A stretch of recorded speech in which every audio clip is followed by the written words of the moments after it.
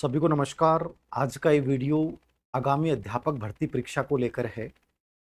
कई दिन हो गए मन में था कि वीडियो बनाऊं बनाऊं, आप लोगों के मैसेज आते हैं तो फिर एक बार लगता है कि फिर बनाना ही पड़ेगा। आज दो प्रकार के बच्चों के साथ बातचीत करूंगा मैं। एक वो बच्चे हैं जो पहली बार बीएड कर रहे हैं या बीएड करके बाहर निकले हैं, जिनका अभी रिट भी क्वालिफाई नहीं है।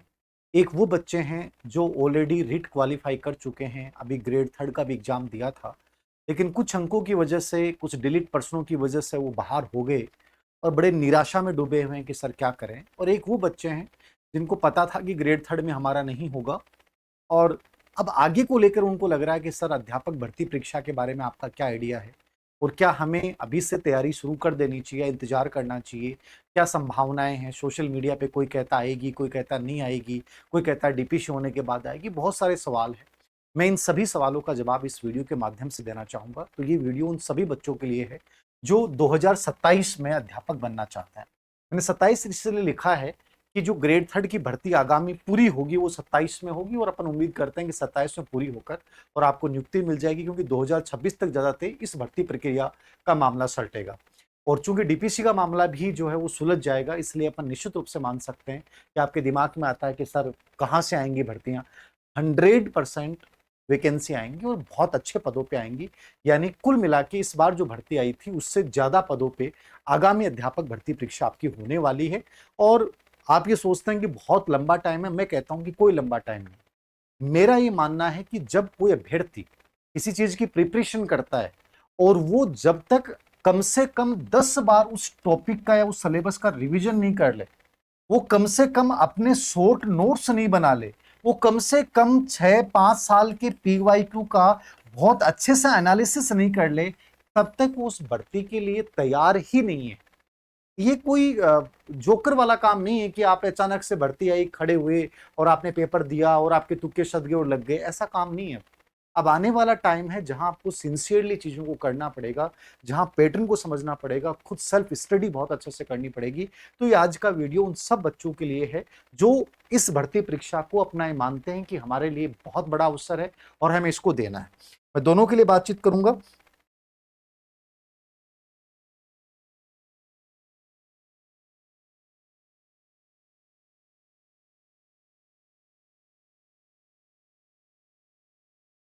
हाँ, तो दो प्रकार के बच्चे अपने पास से मैं बात कर रहा था आप लोगों के साथ कि एक वो हैं जो दोनों चीजों की बात कर लेता हूं मैं। एक वो बच्चे हैं जो रिट प्री देंगे। सर रिट प्री कब आएगी? सरकार की स्वीकृति का इंतजार है, संभवतः है अगले माह इसकी स्वीकृति मिल जाएगी। तो माध्यमिक शिक्षा बोर्ड के लेवल पे ये तैयारियां लगभग पूरी हैं। तो अपन मान के चलें कि अगस्त के बाद कभी भी रिट परी का एग्जाम हो सकता है। जो बच्चे पहली बार रिट क्वालिफाई करना चाहते हैं उसको सीरियसली लेना। इसलिए कह रहा हूं क्योंकि पिछली बार का जो रिट परी था उसमें बहुत सारे बच्चे रह गए, मतलब क्वालिफाई नहीं कर पाए। तो इसको सीरियसली लेना है। और आप मेंस को दिमाग में मत रखिए। आपको कई लोग कहेंगे मेंस लो मेंस लो। मैं ये कहता हूं कि यदि रिट परी को ढंग से क्वालिफाई कर लिया, 60 से 70% नंबर आपने बना लिए, इसका पूरा सिलेबस अच्छे से कवर कर लिया, आपकी मेंस की लगभग ये मान के चलिए कि 60% तैयारी पूरी होगी। और 60 नहीं, मैं तो मानता हूं 70% तैयारी होगी।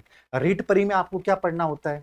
आपका सबसे इंपॉर्टेंट सब्जेक्ट है साइकोलॉजी। साइकोलॉजी करना है। ये सेम का सेम आपके ग्रेड 3 में आएगा। यहां साइकोलॉजी रीड की आपने ढंग से कवर कर ली, ये 30% ढंग से समझ लिए, क्योंकि बढ़िया लेवल का मनोविज्ञान। केवल आरपीसी में भी इतना अच्छा मनोविज्ञान नहीं आता जितना रिट में आता है। तो इसको शानदार तरीके से पढ़ो। सीटेट भी हो जाएगी, सेंटर की डी ट्रिपल एस भी, केवीएस, सब भर्तियों की प्रिपरेशन हो जाएगी। इसको ढंग से तैयार कर लो। टीचिंग मेथड आपने तैयार कर लिया, ये आपके सब जगह मेंस में भी काम आएगा, आगामी जितने भी सेंटर की भर्तियों में काम आएगा। आपका सब्जेक्ट 6 से 10 तक की जो बोर्ड की बुक्स हैं उनको तैयार कर लो। सब्जेक्ट तैयार कर लिया, टीचिंग मेथड तैयार कर लिया, साइकोलॉजी, इन पे ढंग से फोकस करो। सब्जेक्ट 6 से 10 तक का आपने तैयार कर लिया, आरबीसी बोर्ड की बुक्स को तैयार कर लिया, आपका 20 से 25% जीके भी तैयार हो जाएगा इसके साथ। क्योंकि लगभग अधीनस्थ सेवा चयन बोर्ड के जो प्रश्न होते हैं वो इन किताबों से आते हैं। इन 3 पार्ट पे फोकस किया। फिर आपने लैंग्वेज चुनी, हिंदी या इंग्लिश। इंग्लिश तब चुनिए जब आपको इंग्लिश थोड़ी ठीक आती है और आप सीईटी, आरएएस इन भर्ती परीक्षाओं को भी देना चाहते हैं, तो इंग्लिश अच्छा ऑप्शन है। अन्यथा आप संस्कृत में जाएं, जो भी जाएं। दोनों भाषाओं में से हिंदी आपके सब जगह आएगी, चाहे आप सीईटी दो, चाहे आगामी कोई भी भर्तियां दो, लगभग हिंदी आती है, तो वो भी आपका आगे में आगामी रूप से काम आएगा। सब्जेक्ट आपका हो गया, साइकोलॉजी आपका हो गया, एक सेकंड लैंग्वेज हो सकता है यदि आपने संस्कृत ली, तो जो संस्कृत से नहीं हो उनके आगे कोई काम नहीं आएगा, बट फिर भी आपको रीट क्वालिफाई करने के लिए वो क्या है, जरूरी है। तो आप रीट को लेकर क्या सर पढ़ें?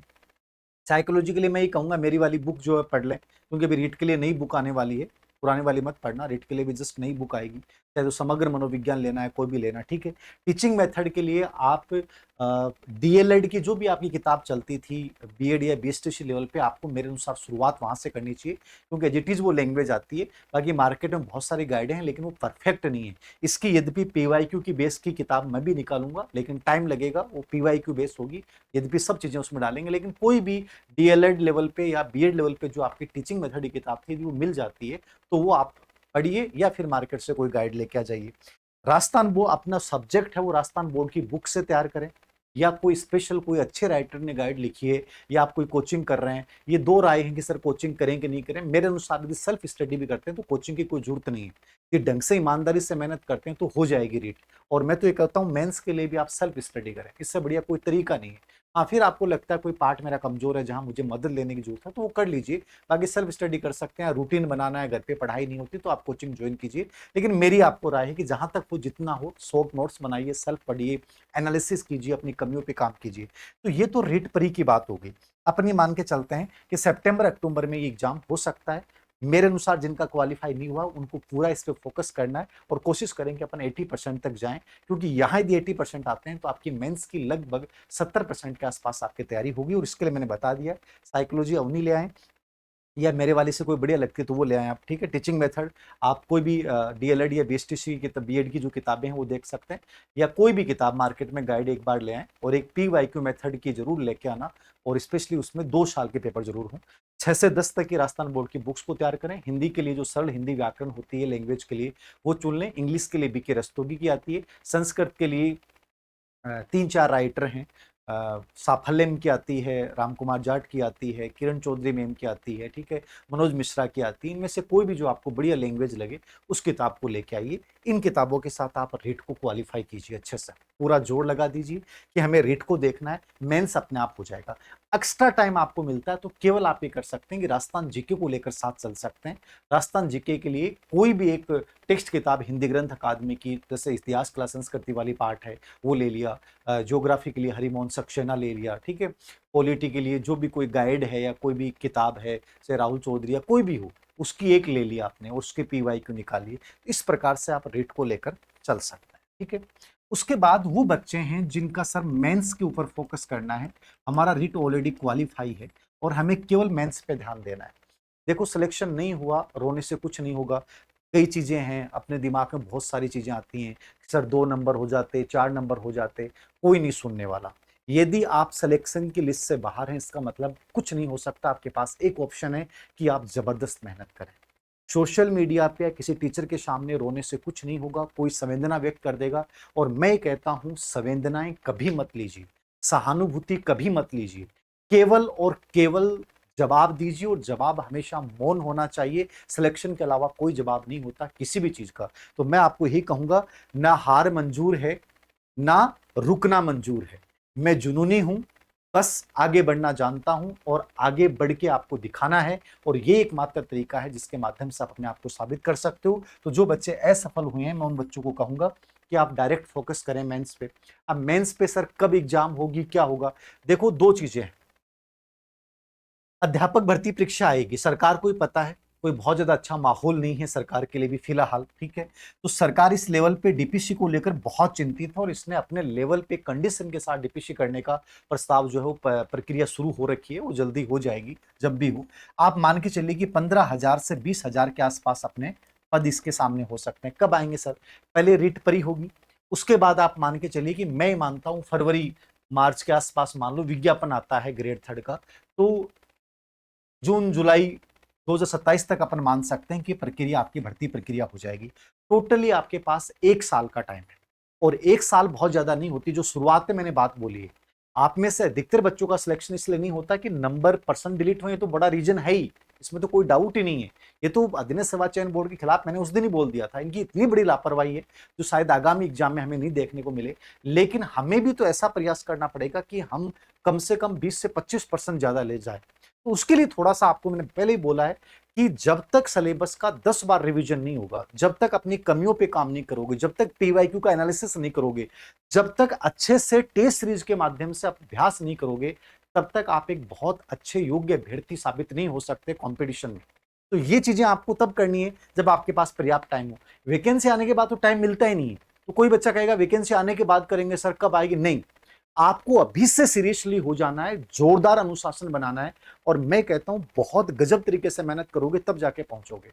कोई सिलेक्शन यूं नहीं होता है 2 या 4 महीने की तैयारी से। तो जो मेंस की तैयारी कर रहे हैं बच्चे, मैं कहूंगा अभी से जुट जाइए, और आपका जो फोकस होना है वो क्या होना है, वही आरबीसी बोर्ड की जो बुक्स हैं उनको बेस बनाइए अपने सब्जेक्ट के लिए, उनके शॉर्ट नोट्स तैयार कीजिए अपनी भाषा में, ठीक है। साइकोलॉजी टीचिंग मेथड यहां भी आएगा, ये आपको वही तैयार करना जो पिछली बार पढ़ा है, चाहे उन्हीं से पढ़ें, चाहे कोर्स लें, या जो भी आपको बेटर लगे वैसा का वैसा, ठीक है। परिदृश्य भी अपनी किताब है, साइकोलॉजी, टीचिंग मेथड, परिदृश्य, तीनों अपनी है, या कोई दूसरी आपको अच्छी लगती है वो पढ़िए, ठीक है। फिर राजस्थान जीके आ गया आपका सब्जेक्ट के अलावा। तो राजस्थान जीके के ऊपर थोड़ा ज्यादा फोकस करें, क्यों लेवल फर्स्ट में ज्यादा राजस्थान जीके का लेवल है। तो राजस्थान जीके के लिए जो मैंने आपको बताया कि ज्योग्राफी के लिए हरिमोहन सक्सेना पढ़ लेनी चाहिए, या फिर आप विजय सिहाग या स्प्रिंग बोर्ड वगैरह की ज्योग्राफी के अच्छे नोट्स हो तो वो देखिए, जिस कोचिंग से आप कोचिंग कर रहे हैं उन्हीं नोट्सों को, मेटर बदलिए मत। किसी भी कोचिंग से आपने कोचिंग की है, ज्योग्राफी, राजस्थान ज्योग्राफी के पर्सन फिक्स होते हैं, कोई वहां बहुत उलझाने वाले नहीं आते, जो कंटेंट है उसी को पढ़िए। ऐसे ही पॉलिटी, राजस्थान पॉलिटी है, तो पॉलिटी में जो भी आपने पढ़ा है, जो किताब है, या तो किसी कोचिंग के नोट्स हो या कोई भी एक गाइड के रूप में हो, ठीक है, वो किसी की भी गाइड हो, किसी पब्लिकेशन की हो, मैं कोई पर्टिकुलर गाइड का नाम नहीं लूंगा, लेकिन जो आपको अच्छी लगे कि सर इसकी लैंग्वेज अच्छी है और इसमें साथ में पीवाईक्यू एनालिसिस भी है, तो उसके आधार पे उसको पढ़िए। ऐसे इतिहास, कला, संस्कृति में अलग अलग किताबें आती हैं, लेकिन ये मैं कहूंगा कि इसमें स्पेशली एक किताब आपको जरूर पढ़नी चाहिए, हिंदी ग्रंथ अकादमी की, ठीक है ना। जो किताब आती है इतिहास, कला, संस्कृति की, वो एक बार हुकुमचंद जैन वाली वो जरूर पढ़ लेना, ठीक है। वो मुख्य मुख्य चीजें सब कवर हो जाएंगी। बाकी लगभग पर्सन राजस्थान बोर्ड की बुक से उठाए जाते हैं, तो एक तो वो पढ़ लीजिए। फिर कोई आपको लगता है कि सर मैं गाइड या कोचिंग के नोट से, कोचिंग अच्छे से पढ़ा रहा है, टीचर उन सब चीजों को शामिल कर रहा है, तो फिर अलग से देखने की जरूरत नहीं है, उसको पढ़िए। तो स्पेशली राजस्थान जीके को ज्यादा फोकस करना है। यद्यपि आपको मेंस की कर रहे हैं तो आपको इनमें बैलेंस बना के चलना है। सब्जेक्ट राजस्थान बोर्ड से अच्छे से तैयार करें, ठीक है।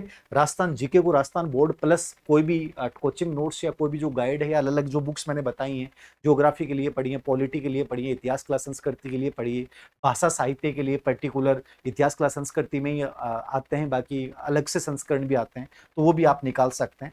तो थोड़ा सा मेहनत कीजिए, और इसके साथ एक काम कीजिए कि कोई भी टेस्ट सीरीज ऑनलाइन ज्वाइन कर लीजिए, ठीक है। ऑफलाइन यदि पॉसिबल नहीं हो तो ऑफलाइन पॉसिबल हो तो ऑफलाइन कर लीजिए।